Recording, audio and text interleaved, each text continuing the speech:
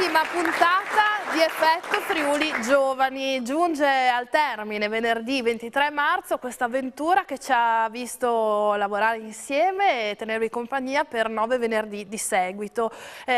Giusto per dare un paio di numeri, questa è la 12ª edizione di questa trasmissione che vede la collaborazione appunto tra Telefriuli e la consulta degli studenti di Udine. Un progetto che ritengo entusiasmante. Quest'anno è stata un'edizione davvero ricca di interventi, di partecipazione da parte dei nostri ragazzi, ovviamente, a cui vanno i ringraziamenti. E non sarà da meno quest'ultima puntata. Innanzitutto vi presento gli ospiti. Abbiamo con noi Claudio Cracovia, che è il questore di Udine, che avrete già conosciuto perché insomma proprio la questura e la polizia affiancano tutta una serie di progetti anche con le scuole. Poi è stato nostro ospite l'anno scorso. Tra gli ospiti anche il professore Emanuele Bertoni, che è il referente regionale per le consulte studentesche e le politiche giovanili, e poi ovviamente i nostri professori. Allora abbiamo Antonio Babbo e Luca Martin, che hanno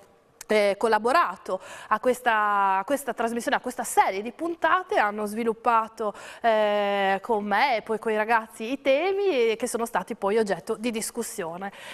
Non voglio ripercorrere tutto, però diciamo abbiamo fatto un percorso molto ricco. Abbiamo parlato di alimentazione, abbiamo parlato di sport, di musica, di arte, di stili di vita, del vostro futuro, abbiamo parlato di alternanza scuola-lavoro. Sono state davvero puntate ricche di contributi da parte vostra, preziosi, e che servono ovviamente anche a noi adulti che ci confrontiamo con voi in questo spazio aperto. Però ci piaceva partire questa puntata chiedendo a voi chi sono i giovani d'oggi, perché abbiamo parlato molto del vostro mondo, del vostro modo di percepire la realtà, però forse non ci siamo ancora soffermati a chiedere che cosa volete, come vi immaginate il vostro futuro.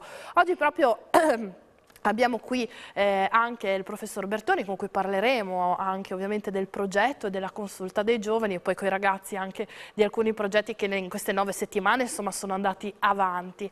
Però mi piaceva appunto proprio partire con sondando quali sono le vostre aspettative anche nel partecipare a questo tipo di iniziative, a questo tipo di realtà. Gianluca, passo a te la parola, grazie. Devo essere sincero su di quello che abbiamo fatto della partecipazione a queste 9 puntate. Ecco, magari in minima parte abbiamo sfatato un mito, un pregiudizio per il quale i giovani non si interessano, i giovani non partecipano. Ecco, credo che la partecipazione che abbiamo dimostrato in queste 9 puntate dimostri ancora una volta quanto ci sia una parte dei giovani che si interessa, che si dà da fare, che vuole discutere assieme, che vuole confrontarsi soprattutto non solo con loro pari ma anche con ospiti, con persone a conoscenza dei fatti. Ecco, credo che sia un messaggio che abbiamo lanciato, non è per autocelebrarmi, non è per autocelebrarci, ma credo che è qualcosa di cui essere orgogliosi. Questo può avvenire non solo per merito nostro, ma anche per merito di chi dà spazio ai giovani, perché non dimentichiamoci che deve esserci anche qualcuno che dà la disponibilità ai giovani di parlare, di mettersi in discussione e anche di confrontarsi. Quindi il merito a Telefriuli, il merito a questo programma, e il merito soprattutto a chi lavora all'interno della consulta provinciale, a chi si dà da fare affinché noi siamo qua, affinché esista un confronto e affinché queste attività possano essere portate avanti negli anni. Grazie, grazie Gianluca, grazie. Professor Bertoni, a lei la parola per un commento anche sia su quello che ha detto Gianluca, sia ovviamente su questo percorso che oggi appunto termina. Gianluca ha già fatto la sintesi è stato molto bravo, sì. di quanto avrei potuto dire anch'io. La consulta provinciale degli studenti come organismo istituzionale ha dato questa opportunità ai ragazzi di confrontarsi. Questo è stato in questi 12 anni un servizio pubblico realizzato da una rete privata.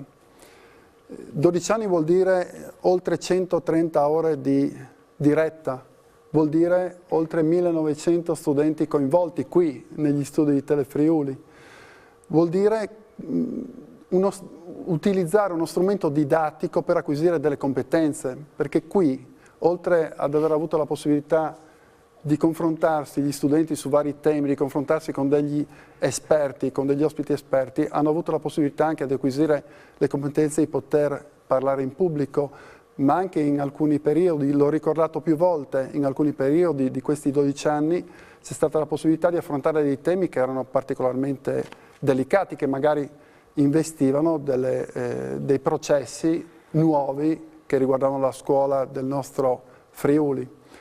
Quindi devo dire, se lo studente è orgoglioso, anch'io lo sono di questa trasmissione e lo sono di voi tutti. Lo sono di voi tutti e della scuola friulana che comunque ha sostenuto e ha voluto mantenere viva questa tradizione, perché 12 anni, vi ricordo, che è un'esperienza unica a livello nazionale, per la durata e per la modalità con la quale è stata realizzata. Quindi sicuramente è merito vostro, è merito della consulta, ma è merito delle scuole, dei dirigenti scolastici e dei docenti che ci hanno accompagnati in questo percorso. Ovviamente questa è l'ultima puntata, ma si spera, l'auspicio è quello di proseguire su questa strada perché, ripeto, un servizio pubblico fatto da una rete privata deve proseguire indubbiamente. È stata un'edizione ricca di interventi, eccetera. Mi sento di sottolineare una cosa che forse non ho sottolineato nel corso delle puntate, che tutti gli interventi che vengono fatti non sono ovviamente preparati, è veramente un'arena spontanea in cui ci siamo confrontati liberamente e penso che questa sia anche una delle ricette vincenti, perché nessun ragazzo ha espresso pareri o opinioni che venissero imposte, quindi è stato proprio bello poter ascoltarvi e sì, come diceva Gianluca, abbattere un pregiudizio che però insomma è anche un po', i pregiudizi non sono mai belli, però questo è proprio sciocchino, cioè che i ragazzi non abbiano niente da dire, insomma gliel'abbiamo dimostrato che non è così. Beh, ci mancherebbe altro. E poi devo dire su questa, perché ho parlato dei 12 anni delle trasmissioni, ma su questa edizione devo veramente sottolineare il fatto che è stata l'edizione che ha coinvolto maggiormente le scuole della nostra regione. 22 istituti di ogni la totalità, indirizzo, sostanzialmente sì, la ragazzi totalità. provenienti da 22. Certo, ma al di là di questo è stata l'edizione che ha fatto parlare dei bravissimi ragazzi preparati, che sicuramente erano esperti nel parlare in pubblico, e ha fatto parlare anche altri ragazzi altrettanto bravi che magari non erano esperti di comunicazione, eppure siamo riusciti in questo contesto a tirar fuori da ognuno di loro il proprio pensiero e quindi la possibilità di confrontarsi, e questo credo che sia un valore aggiunto irrinunciabile di questa trasmissione. Assolutamente sì. Allora però dicevamo, oggi finisce questo ciclo di incontri del venerdì sera e tutto quanto, però non è finita qui perché insomma le cose che riescono bene giustamente devono anche andare avanti e ci sarà una seconda fase, possiamo solo accennare così dopo chiudiamo questa prima parte così un po' revival quasi. Certo. Parliamo del TG Studenti. Certo, anche perché il sottotitolo della trasmissione è ora parlo io e devono parlare i ragazzi, non certamente noi. Ma insomma ricordo semplicemente che il progetto Comunicazione Audiovisiva è composto di due realtà, Effetto Friuli Giovani, che è questa trasmissione televisiva, e anche il telegiornale di studenti che si sta già realizzando e che vedrà nelle prossime settimane ulteriormente l'impegno di tutti gli studenti della consulta, ma anche dei docenti che ci aiutano in tal senso. È uno strumento importante perché viene messo a disposizione delle scuole, dei ragazzi, dei giovani della nostra provincia per valorizzare le migliori esperienze che le scuole hanno. Quindi insomma ne vedremo delle belle. Dicevamo, abbiamo parlato dei progetti anche che li abbiamo insomma accennati. C'è qualcuno che vuole fare già un intervento sui progetti della consulta o gli ultimi? Francesco? Beh sì, insomma. Oltre a portare anche il mio saluto e il mio ringraziamento soprattutto ai ragazzi e ai professori che sono riusciti anche quest'anno a portare a termine un progetto veramente fantastico. Mi trovo senza parole perché sinceramente sia il professore che Gianluca hanno dato dimostrazione di quella che è la forza della consulta, una grande pluralità, una partecipazione che arriva veramente da tutte le aree della nostra provincia e che dà forza e dà peso al nostro lavoro. Sì, ci sono tante attività che la Consulta fa.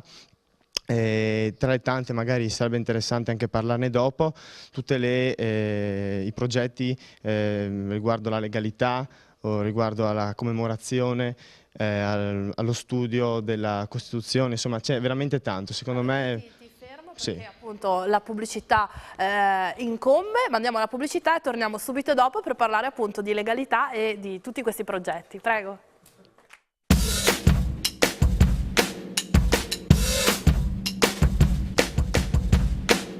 Eccoci rientrati. Allora, seconda parte, dicevamo legalità è uno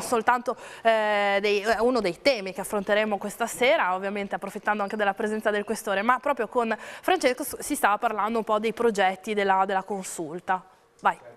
No, come avevo accennato poc'anzi, la Consulta, ma comunque tutte le realtà studentesche della Regione portano avanti i valori della legalità, come anche oggi c'è stato allo Stellini un incontro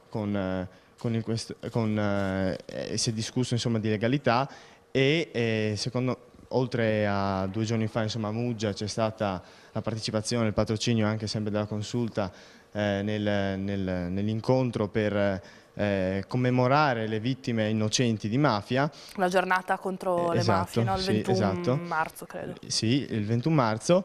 E inoltre diciamo che come rappresentanti noi ci impegniamo anche a portare avanti quelle che sono le istanze, soprattutto le difficoltà della condizione studentesca, e ci vedono in primis insomma nel rivedere quelle che sono le leggi sulla rappresentanza, come c'è stato lo scorso UCN che si è trovato la scorsa settimana. L'UCN è l'ufficio di coordinamento nazionale al quale partecipano gli studenti coordinatori delle varie regioni.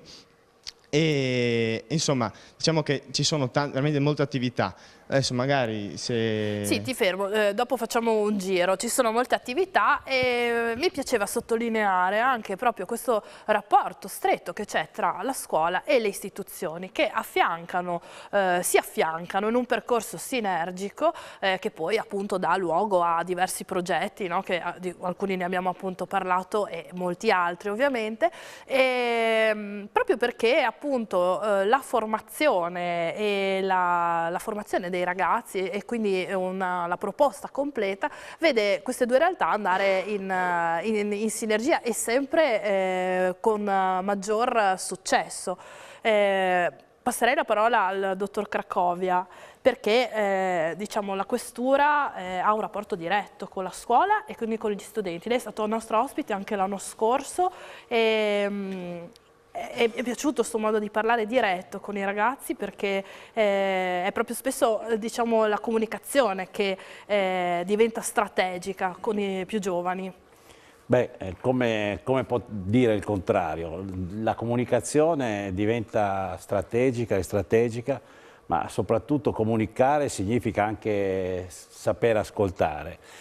Noi nei nostri progetti, nei nostri incontri, anche perché non parliamo mai di lezioni, perché la lezione è qualcosa di cattedratico, la lezione è qualcosa che pone chi insegna e chi è studente spesso a torto o ragione su piani diversi. Noi negli incontri che facciamo vogliamo innanzitutto porci su un piano paritario, dimostrare che le istituzioni e soprattutto l'istituzione Polizia di Stato è un'istituzione che non si presenta con l'aspetto, l'immagine stereotipata della repressione o dell'ordine e sicurezza pubblica, ma come un'istituzione che attraverso il supporto, il consiglio, il dialogo e soprattutto l'ascolto, Gianluca parlava di ascolto, è fondamentale in ogni forma di comunicazione l'ascolto e soprattutto parlare con un linguaggio comprensibile, non parlare ben sapendo quello che arriva a destinazione, non parlare per se stessi, ma parlare per chi si è ascoltato in precedenza. Questo significa realizzare una forma di dialogo, significa collocarsi su un piano su un piano paritario, per far capire quello che è il messaggio che vogliamo che arrivi forte. Qui sento parlare molto di Costituzione, sento parlare molto di diritti, di libertà. Noi vogliamo far passare un messaggio molto forte. I diritti, le libertà fondamentali, il rispetto delle regole, perché tutto ruota intorno a questa parola, rispetto delle regole in quanto rispetto altrui. Il nostro diritto finisce dove inizia il diritto altrui, tutto ruota attorno a questa che è un'affermazione molto semplice. Noi vogliamo soprattutto farvi capire che i diritti, le libertà non sono acquisite una volta per tutte, ma sono beni supremi che vanno difesi e vanno difesi non solamente parlandone, ma con il concreto agire. Ecco il messaggio che noi cerchiamo di veicolare in termini, un linguaggio molto semplice che è il linguaggio di chi ci ascolta. Insomma, poi i cattedratici fanno il loro mestiere, noi non siamo cattedratici, vogliamo presentarci come amici, ecco, quindi con quella che è la nostra veste principale. Insomma, la repressione è qualcosa di eventuale, è qualcosa già di patologico, è un costo, è un fastidio, noi vogliamo prevenire e con questa nostra presenza continua, con questo poter mettere la faccia da parte nostra e guardarvi negli occhi, insomma, mettersi anche in discussione, perché il professor Bertoni è testimone, cioè io sono venuto un paio di volte all'apertura, no, dei lavori della consulta dei giovani, c'è qualcuno che mi ha fatto anche qualche domanda così molto pepata, molto ardita, ma io anzi l'ho ringraziato e assolutamente non mi sono sottratto come non mi sottrarrò mai, insomma, anche perché abbiamo la forza della trasparenza, la forza di chi questi valori, questi diritti li difende ogni giorno. Grazie, abbiamo parlato diverse volte proprio di comunicazione anche in queste puntate, perché poi tutte le tematiche che abbiamo sviluppato era il modo di parlare, di rapportarsi di noi adulti ovviamente con voi ragazzi che fa la differenza, e penso che insomma il discorso del questore riassuma in maniera più che mai eccezionale questo concetto.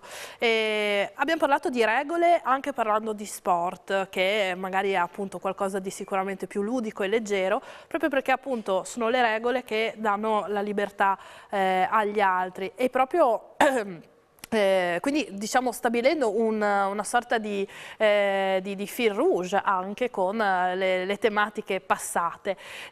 Dicevamo, abbiamo parlato di legalità, di diversi progetti, Francesco, altre iniziative che sono state portate avanti, insomma. Beh, allora... Poi se ci sono altri che vogliono intervenire, sì, liberi, ragazzi. Anzi, assolutamente, lasciamo la parola agli altri, magari ci presentano proprio effettivamente oppure soprattutto potete fare domande. I progetti. A breve le consulte della Regione parteciperanno anche a Bruxelles, dove porteranno un'idea innovativa, diciamo, cioè quella di costituire delle consulte, comunque degli organi istituzionali anche a livello europeo, quindi portare le belle esperienze che già ci sono in Italia e in particolare nella nostra regione, e farne anche un valore europeo. Dopodiché, appunto, come si diceva prima, ci sono in ballo vari incontri a livello nazionale, la revisione della legge sulla rappresentanza, sul diritto allo studio, che ci vede in prima persona, perché comunque ricordiamo che noi siamo studenti e ci mettiamo al servizio dei nostri compagni per portare avanti quelle che sono le istanze, e quindi ci vede sicuramente anche su questo in prima linea. Per quanto riguarda la legalità, magari non so, se Paolo vuole parlare, presentare l'esperienza. Allora, stamattina io e Giuseppe abbiamo avuto la possibilità di partecipare a un'iniziativa, un progetto che si chiama Democrazia e Costituzione, e che coinvolgeva alcuni ragazzi del Percotto e alcuni ragazzi dello Stellini nell'aula magna della nostra scuola, e insomma è stata un'iniziativa di grande educazione civica. Noi abbiamo ribadito durante tutta la mattinata quanto fosse appunto importante sensibilizzare noi ragazzi su temi molto importanti che ci riguardano, che riguardano la vita di tutti i giorni. Questo deve essere chiaro. Ovviamente quando si parla di Costituzione non si parla di una cosa lontana da noi, ma una cosa che deve immediatamente riguardarci e dobbiamo assolutamente capire che ci riguarda in prima persona. Quindi iniziative come queste che appunto vengono portate avanti anche dalla consulta le abbiamo sempre considerate molto importanti. Sempre riguardo a questo tema mi viene in mente il viaggio a Dachau che abbiamo avuto la possibilità di fare, alcuni noi ragazzi hanno avuto la possibilità di fare qualche settimana fa. Sì, esattamente, e insomma un pellegrinaggio molto, molto intenso e che ci ha visti partecipare in prima persona e noi agiamo subito nell'immediato ritorno, dove appunto sta a noi portare in giro quello che abbiamo appreso e quello che abbiamo visto. Quindi un'altra importante azione di partecipazione studentesca, ecco. Bene, Giuseppe? A tradimento. Dunque, così. sì. Visto che anche tu hai partecipato. Certo. Quindi anch'io parlo di educazione alla legalità. Mi rifaccio al discorso che faceva Paolo prima. Siamo stati in viaggio da Dachau, io, Paolo e altri rappresentanti della consulta, insieme alle consulte delle altre province della nostra regione, e abbiamo fatto veramente un passo di educazione alla legalità.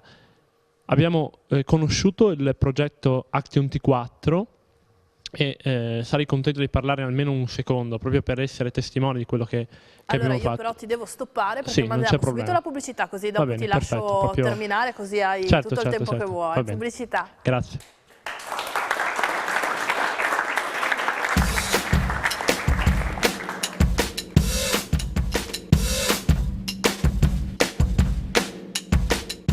Ritrovati. Allora, Giuseppe, di nuovo a te la parola, grazie. Il progetto Action T4, messo in atto dai nazisti nella Seconda Guerra Mondiale, prevedeva un progetto che portava l'eugenetica a uccidere in diverse maniere, che poi noi abbiamo analizzato, siamo andati negli archivi a vedere direttamente ciò che effettivamente i medici nazisti propendevano e che cosa facevano per uccidere i pazienti. Uccidevano omosessuali, disabili, perché secondo loro non erano abbastanza degni di partecipare alla razza ariana. Siamo entrati veramente nell'argomento, abbiamo approfondito la cosa grazie anche all'aiuto dell'ANPI, ad alcuni membri dell'ANPI che ci hanno accompagnato, ed è stato un viaggio veramente istruttivo, costruttivo per tutti noi ragazzi, e sono stato veramente felice di parteciparvi. Non solo per il viaggio effettivo, ma anche perché è stato un momento di unione con le altre consulte e con i ragazzi della mia stessa consulta. Quindi posso dire di essere stato felice e di portare un'esperienza assolutamente positiva. Prego, vuole intervenire il Presidente? Io umilmente. Cediamo per forza il microfono al Presidente. No, ma quello che volevo sottolineare è l'importanza di quando si torna. Cioè, tutti questi progetti che le consulte portano avanti hanno sì una valenza istruttiva, educativa per chi partecipa, ma soprattutto chi partecipa deve farsi portatore di quello che ha imparato poi nelle scuole e anche chiaramente in consulta. Quindi sono veramente, veramente importanti questi progetti, perché di fatto si fa dell'educazione non solo, come diceva prima il questore, la lezione frontale professore-studenti, ma si cerca anche di spostarla tra studenti e studenti, cioè tra pari che ci si presenta pezzi della storia, anche momenti che andrebbero ben dimenticati purtroppo per quello che è successo, ma che invece è importante ricordare, perché solamente con la memoria si può scongiurare che tutto ciò accada nuovamente. Grazie. C'erano degli interventi, io passerei il microfono. Dharma, tu sì, veloce, prego. Alzati, ok, tieni il microfono vicino a te. Grazie. Prima, buonasera. Secondo, vorrei ringraziare i professori per questa magnifica esperienza. Sì, funziona, tranquillo. Beh, vorrei collegarmi al concetto... Volevi parlare di legalità, no? No, anche il concetto delle istituzioni. Io appartengo all'associazione AGESCI, cioè l'Associazione Scout Cattolici Italiani. E appartengo al rango del clan. Il clan è la sezione degli scout che induce i ragazzi a svolgere lavori a stretto contatto con il laboratorio delle aziende e svariate opere di volontariato. ogni anno organizza un capitolo. Il capitolo consiste in una serie di interventi dediti alla, definiamo, risoluzione di un problema. Quest'anno sarà dedito agli sprechi, al concetto degli sprechi in generale. Lo scorso anno era dedito ai terremotati in Umbria. Ma riguardo al capitolo voglio collegarmi al concetto della legalità. Circa 3 anni fa il clan ha svolto un intervento in Sicilia per combattere contro la mafia. E sono stati ospitati, visto che in quel momento non ero ancora nel clan, ma intendo citare le loro geste. Hanno visitato la sede che è stata sequestrata dalla mafia. E quindi insomma hai toccato con mano, hai visto anche di persona una realtà probabilmente un po' diversa rispetto a quella nostra, ma in cui più che mai il richiamo alla legalità deve essere portato avanti. Signor Questore, Sì. Un'esperienza importante questa. Un'esperienza importante anche perché soprattutto evocando fenomeni, anzi vorrei dire cancrene come la mafia, questa esperienza c'entra un punto fondamentale di quella che è la lotta a tutte le mafie. È una lotta che non si fa solo nelle strade, non si fa solo nei tribunali, non si fa solo negli uffici di polizia, ma è una lotta che si fa sul piano culturale, è una lotta che si fa con il vivere civile e con le azioni quotidiane di ogni giorno. La lotta alla mafia è innanzitutto una lotta culturale, una lotta per invertire soprattutto quell'erronea credenza che il vero potere, le vere regole le dettano le consorterie mafiose e non la società civile sana che c'è in tante regioni del sud, che devono confrontarsi magari più da vicino con questi tipi di criminalità. Parlo di regioni del sud, ma ripeto, non dobbiamo così allentare l'attenzione neanche nelle altre regioni del nostro paese. Ecco, soprattutto quando dico la vera lotta che bisogna fare sul piano proprio della cultura, sul piano dell'impegno sociale, dell'impegno politico, dove per politica bisogna intendere il significato autentico della politica, che è il servizio del bene comune. Ecco, è lì quell'impegno che dobbiamo avere tutti, e soprattutto non è solo un problema delle regioni del sud, ma è un problema che riguarda tutti noi. Quindi deve essere alta l'attenzione di chi lo fa per mestiere, ma deve essere alta l'attenzione di tutta la società civile, perché più la società civile è coesa, più la società civile si nutre di quei valori e di quelle libertà. Voi avete parlato molto e io sono veramente felice di questo, di Costituzione, tutti quei valori, quei principi che sono nel titolo primo della Costituzione, la nostra Costituzione, che ha un linguaggio semplicissimo, comprensibilissimo, cioè non serve avere chissà che titolo di studio per poterla leggere e capire. Ecco, quei valori sono la molla, sono la spinta, che è il vero grimaldello per scardinare le nefandezze del potere mafioso. E poi in questo spesso insomma, sentiamo di giovani impegnati anche nel sud Italia in manifestazioni, quindi insomma siete sicuramente protagonisti sotto tutti i punti di vista anche di queste rivoluzioni culturali, perché poi Effetto Giovani, come dicevo, è un confronto tra noi e voi, ma insomma c'è davvero molto da imparare anche da voi ragazzi. Dharma, tu hai il microfono? Prego. Allora, si parla di legalità. Io mi ritrovo quest'anno a frequentare la terza superiore e sono propensa alla quarta superiore, e ho notato in quest'anno, anche nelle ore di religione col prof Babbo, il mio cambiamento dalla terza media a oggi a livello di regole e di rispetto della civiltà. Nel senso che crescendo i ragazzi acquisiscono sempre di più le nuove regole, le nuove leggi, o comunque hanno più voglia di conoscere ciò che è civiltà. E mi chiedo, sì, come mai invece ad esempio anche in terza media ci sia questo fatto di ribellione o comunque nei giovani di non seguire le regole ma di tendere sempre... In terza, media. Diciamo, quando si è più quando... giovani, cioè chiaramente il tuo percorso di crescita ti porta... È una domanda rivolta a me? Per mettermi in crisi, vero? Non ce la faccio. Stia tranquillo. Allora, guardi, cerchiamo di essere veramente giovani. Certo, detto da me magari fa un po' impressione. La fase della ribellione, la fase della contestazione, io la definirei la fase della dialettica verso il sistema di regole, no? Ma prima ne parlavo con il professor Bertone, attenzione, perché ci sono regole e regole, noi stiamo parlando qui di quelle regole che si ispirano a quei valori di rispetto della dignità umana, quei valori che professano i diritti inviolabili, noi parliamo di queste regole. Una certa contestazione nei confronti così di quello che ci circonda, delle regole, di tutto ciò che magari limita, no, quello che vorremmo fare, no? Cioè fare quello che ci piacerebbe fare comunque e prescindendo da tutto e soprattutto dagli altri. Certo, è normale, fa parte anche della crescita, fa anche parte della fase di formazione.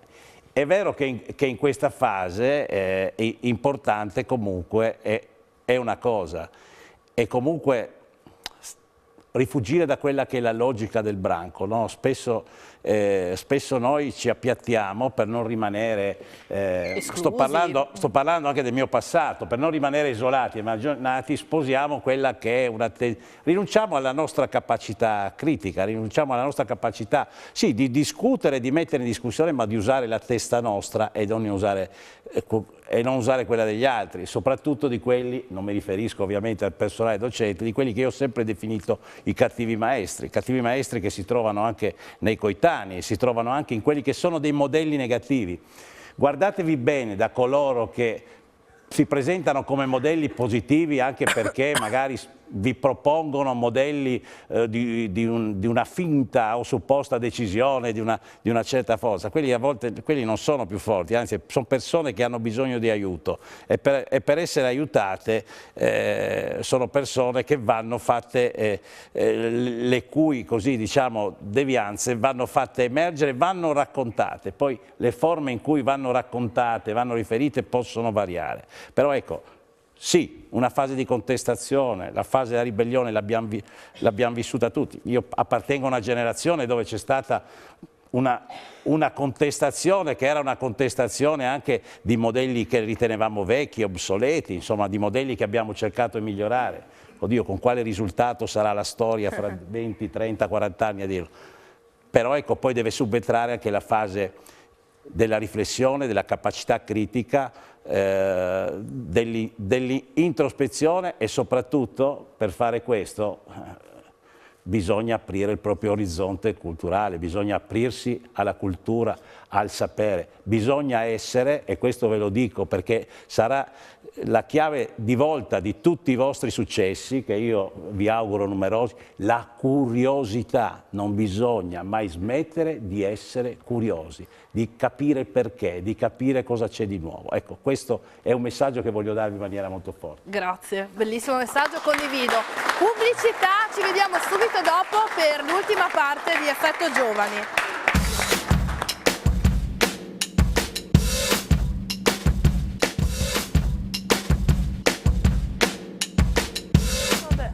Rientrati. Allora, c'erano dei ragazzi che si erano prenotati. L'ultima parte funziona così, interventi rapidi, veloci. Dharma, ripartiamo da te. Alzati sempre in piedi, così finiamo insomma il nostro discorso. No, un'altra domanda. Sempre a me? Sì. Un continuo di quello che abbiamo visto. Certo. Allora perché tanti giovani si ribellano alle leggi in maniera così? Microfono non funziona, fatti passare l'altro. Vai, li fai fuori tu allora i microfoni. Ormai nei giovani c'è tanta illegalità. Io, guardi, sarei molto cauto nel dire che nei giovani c'è tanta illegalità, insomma. diciamo che l'illegalità non conosce fasce di età, insomma, quindi noi i fatti criminosi li riscontriamo a carico anche di persone anziane, anzi di persone che hanno un cursus honorum, come dico io, sì, che comincia nella giovane età ma prosegue poi per tutta la vita. Quindi sarei molto cauto nel dire. Il motivo per cui uno fa delle scelte di illegalità non è semplice individuarlo, perché se fosse semplice individuarlo avremmo trovato praticamente la soluzione ad ogni tipo di devianza. Certo, molto conta a volte l'ambiente, conta a volte anche l'ambiente esterno, l'ambiente familiare, conta a volte contano situazioni di disagio che possono registrarsi in un determinato momento, in un determinato contesto. I motivi sono molteplici, però ecco, io sarei molto cauto nel definire i giovani come dediti a una illegalità diffusa e sistematica. Poi siete una testimonianza stupenda di come questo non sia vero. Insomma, venire costantemente la sera, dopo una giornata di studio, dopo una giornata di impegno, qui per ascoltare, per confrontarsi, per anche garbatamente muovere delle critiche a chi avete davanti, è già una testimonianza che insomma non è vero quello che ha detto. Insomma, certo, ci sono molti giovani che sposano quelli che sono dei modelli negativi.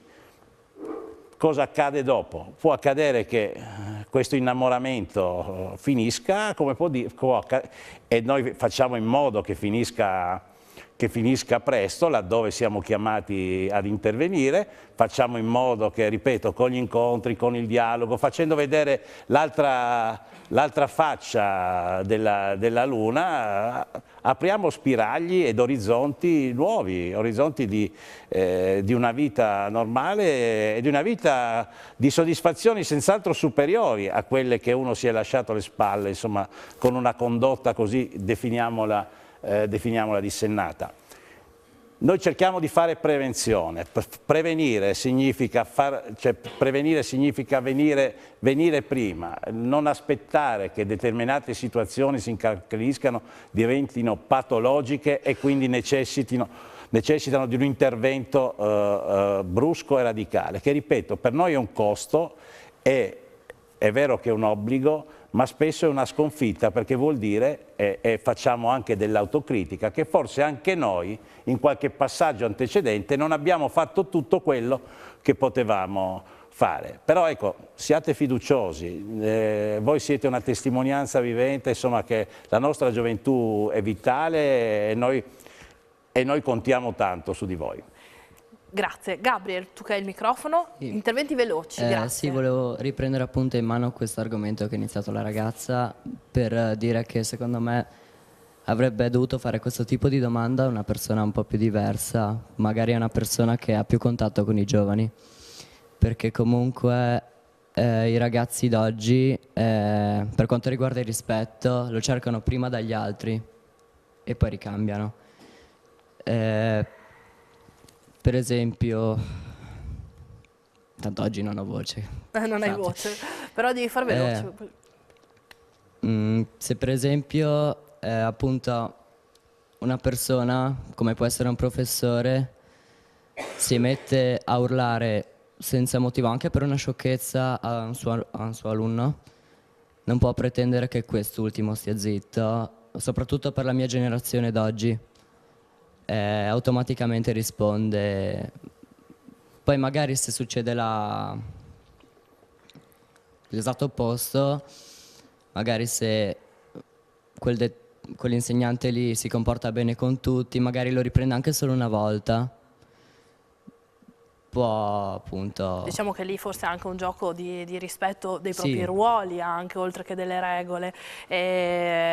Non credo che sia sbagliata la persona di riferimento, perché sì, lui è un questore ovviamente e non è un sociologo, non è... No, ma comunque ha detto... però voglio dire, tocca con mano, purtroppo o per fortuna, non lo so, delle realtà, e diciamo la domanda di Dharma secondo me aveva... Sì, ma non era per mettere in discussione quello che ha detto il signore, era più che altro per dire il fatto che magari, come abbiamo detto la scorsa puntata, ci sono tanti fattori che si possono appunto accumulare insieme, sono 3-4, come la musica, come il ragazzo o la ragazza che in quel determinato gruppo ha il carattere più forte e tante altre cose. Principalmente il carattere di una persona dipende dalla gente che gli sta attorno. Beh, insomma, questo sì, era un discorso che avevamo affrontato addirittura in una delle prime puntate che forse tu non avevi seguito, e proprio avevamo parlato di magari certe condotte,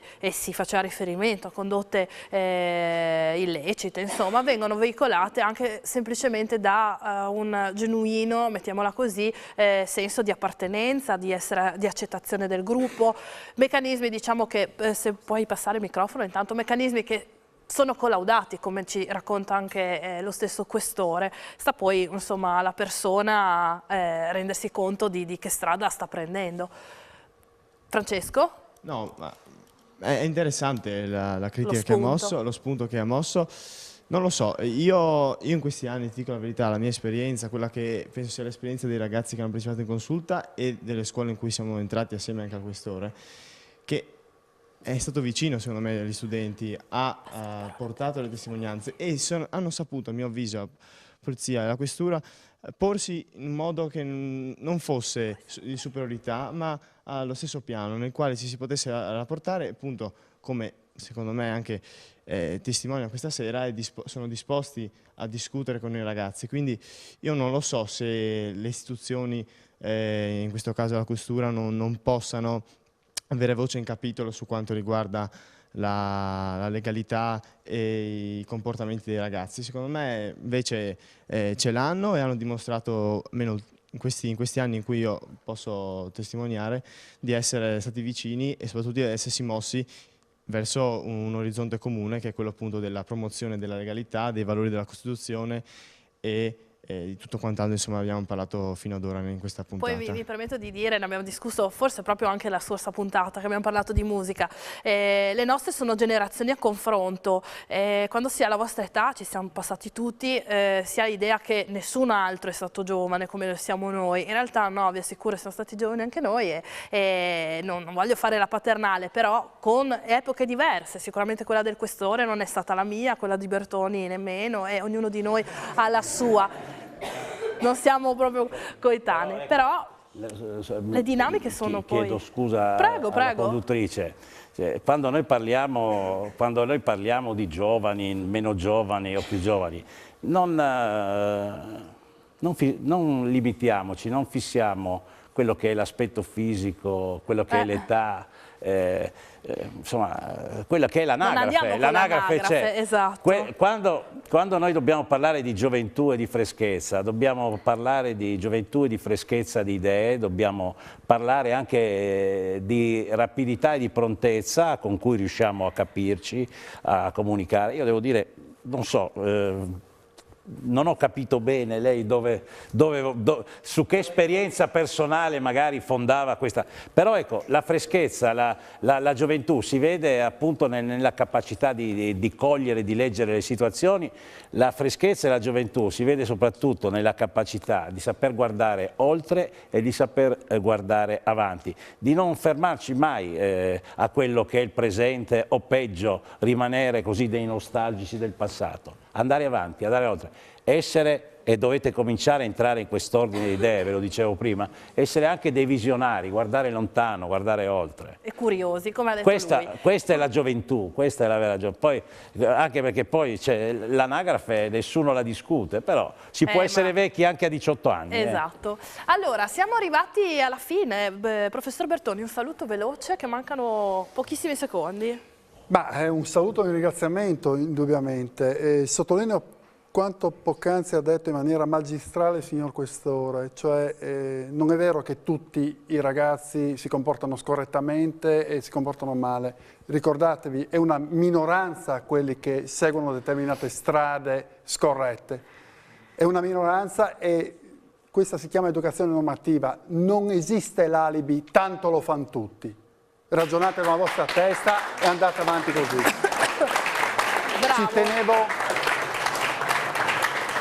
Ci tenevo anche a fare un altro passaggio. Ricordatevi che avete diritto di vivere nelle vostre scuole con serenità. Quindi se subite dei soprusi o delle azioni di vario genere che vi fanno star male, parlatene. E soprattutto voi che vedete e osservate certe azioni, certe situazioni, andate a comunicarla ai vostri insegnanti, parlatene con i genitori, non tenete dentro le sofferenze, avete diritto di vivere nelle vostre scuole con serenità. Detto questo, grazie a voi per la partecipazione, grazie alla dirigenza dell'ufficio scolastico regionale che ha supportato questa iniziativa, grazie al dottor Giacomini, direttore dell'ufficio scolastico regionale, grazie alla dottoressa Misso, dirigente dell'ufficio territoriale di Udine, grazie a chi ha supportato anche in concreto questa realtà, questa iniziativa, cioè la Regione Friuli Venezia Giulia che attraverso i progetti speciali ha permesso di realizzare questo progetto. Grazie anche a un partner importante, fondamentale per questa iniziativa che è la SAF, che ci ha permesso appunto di supportarci dal punto di vista logistico, ma anche e soprattutto di confrontarsi continuamente con la consulta provinciale di studenti per le varie problematiche che riguardano i trasporti. Grazie naturalmente ai docenti che ci hanno seguito in questo periodo, al professor Babbo, al professor Martini, al professor Lesa. Un grazie di cuore a Telefriuli per aver creduto in questa trasmissione nuovamente e ringrazio la Questura, il signor Questore che è qui presente, ma tutte le istituzioni che assieme alla consulta provinciale di studenti portano avanti queste iniziative. Allora, il tempo è finito, non mi resta che fare i miei ringraziamenti naturalmente a tutti voi ragazzi che avete parlato, mi avete supportata, sostenuta e siete stati bravissimi. Grazie naturalmente a Pierangelo Buttazzoni, a Clara Buttazzoni e Luca Fornasiero oggi in regia. E un ringraziamento sentito ovviamente agli ospiti che sono venuti qui da noi in questo ciclo di puntate, al professor Bertoni, al professor Babbo, al professor Lesa, in particolare al professor Martin che ha sviluppato i temi delle puntate. Grazie a tutti, buona serata e grazie ragazzi.